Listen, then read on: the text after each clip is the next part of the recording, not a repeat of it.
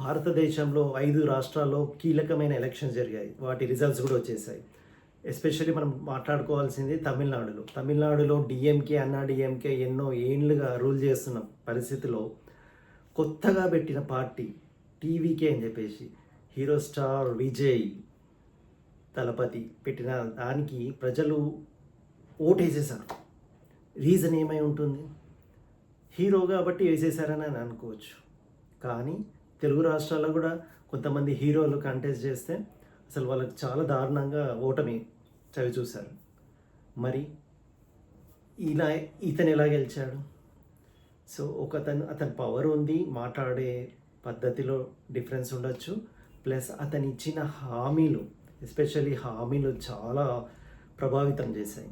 హామీలు ఏమంటే సంవత్సరానికి 6 గ్యాస్ సిలిండర్లు. ఇప్పుడున్న పరిస్థితుల్లో సిలిండర్లు అంటేనే ఒక సిలిండర్ దొరికితేనే కష్టంగా హ్యాపీగా ఫీల్ అవుతున్నాం ఒక సిలిండర్ దొరకగానే.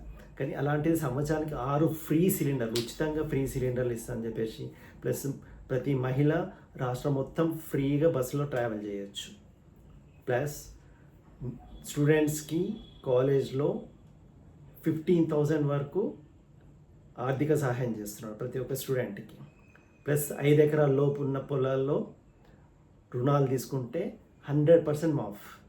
5 ఎకరాల పైన ఒకవేళ ఉంటే పొలం, దానికి 50% రాయి. పెళ్లి చేసుకోబోయే ప్రతి ఆడపిల్లకి 8 గ్రాముల బంగారం అండి.